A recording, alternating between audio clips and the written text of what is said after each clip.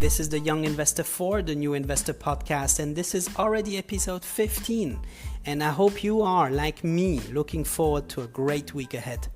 It also appears that the right thing to do right now is to ensure you have sufficient cash on hand in your brokerage account. And while at the risk of repeating myself, this is crucial, as you need to prepare yourself for the high probability for an upcoming recession in the US economy, and in your lifetime, you may encounter only a few of those. Now, why would I sound so positive about a recession? Indeed, recessions are good for the investor for the simple reason that the stock market is heavily discounted and you can simply shop around for wonderful companies at a great price. Don't get me wrong, no one likes recessions, but how else do you think rich people get richer? I will leave you to develop your own theory on this. I often think how ignorant I was a couple of years ago. It does help to remember how easy it was for me to spend money on things I do not need, how easy it was for me to accept the fact that I did not have much aside at the end of the months. I did not understand the value of money until I started investing. My first investment was $2,600, and since January 2018, my net worth rose by 2,203%.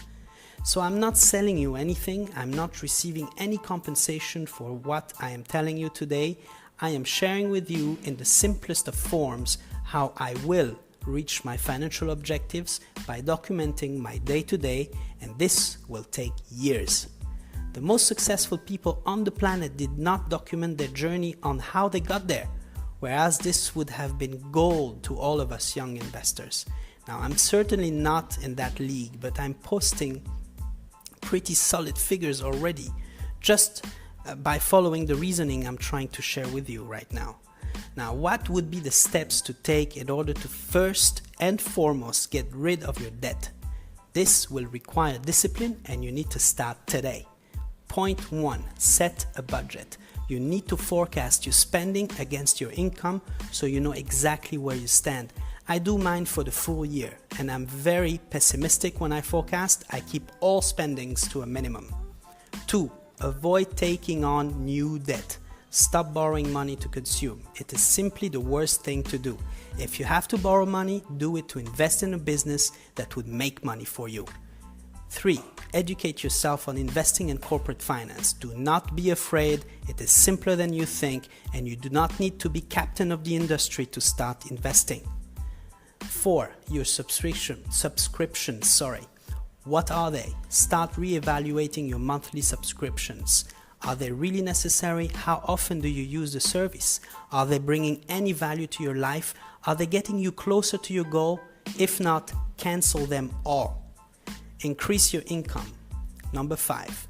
We have covered this point in the previous episodes. Episode 6 covers it, to be more exact. 6. Use cash rather than credit cards. I withdraw $900 cash every month to pay for my expenses. No credit card. You will see how easy it becomes to manage your expenses this way. I only keep a charge card, my American Express, in case I travel, but I always pay it at the end of the month. 7. Start selling things you do not need.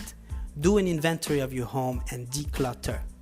When you see an item, think about when was the last time you used it. Does it bring real value to your life? When was the last time you thought of using it? If you can't answer those questions, get rid of it. Sell the thing. This is all at least a good start to get rid of habits aimed at building debt. Paying off your outstanding debt is a priority, and there is no excuse for not building additional sources of income to that effect, given the world we live in. A world where you can basically start any business from your bedroom. Pay off debt first by growing your income at work, excel in what you do, ensure you're happy in your current job to do so. If not, quit. Even if in debt, allocate 5% or even 3% to your investments. Even if it is a small amount, they will compound over time. Once you have fixed all of this, start increasing your investment money and start thinking in terms of growing your net worth rather than just savings.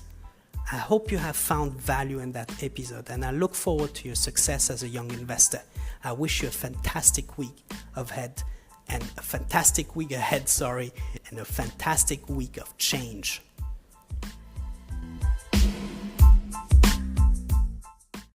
The podcast you just heard was made using Anchor. Ever thought about making your own podcast? Anchor makes it really easy for anyone to get started. It's a one-stop shop for recording, hosting, and distributing podcasts. Best of all, it's 100% free. Sign up now at anchor.fm/new. That's anchor.fm/new to get started.